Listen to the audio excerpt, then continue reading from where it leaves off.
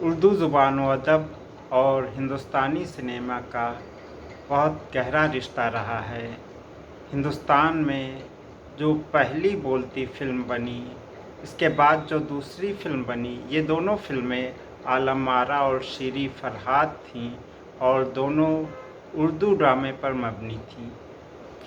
اس کے ساتھ ہی بہت سے اردو کے مصنفین جیسے آغا حشر کاشمیری، جوزف ڈیوڈ، یہ تو پارسی تھیٹر سے آئے تھے، پھر ضیاء سرحدی، صفدر آہ سیتا پوری، جوش ملیح آبادی، سعادت حسن منٹو، عصمت چغتائی، راجندر سنگھ بیدی، اختر الایمان،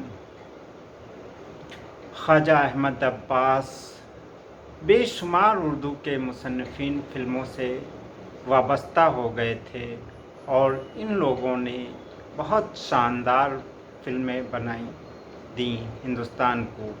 ان میں مغل اعظم شامل ہے، پیاسا فلم شامل ہے، امراؤ جان فلم شامل ہے، بازار فلم ہے۔ اس طرح سے بے شمار فلمیں ہیں جو بنیادی طور پر اردو زبان و ادب اور اردو تہذیب سے وابستہ ہیں۔ اس کے ساتھ ہی ہندوستانی سنیما کی ایک خاص بات ہے فلمی نغمے۔ یہ بھی پارسی تھیٹر جو اردو ادب کا ایک حصہ ہے، اس سے آئی تھی یہ۔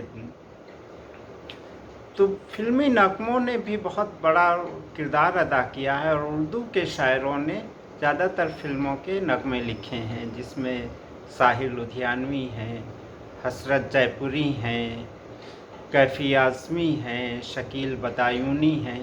اس طرح سے ایک طویل فہرست ہے اردو شاعروں کی جو فلموں کے لیے نغمے لکھتے رہے ہیں۔ اس طرح ہم دیکھتے ہیں کہ اردو زبان و ادب اور ہندوستانی سنیما کا ایک بہت گہرا رشتہ رہا۔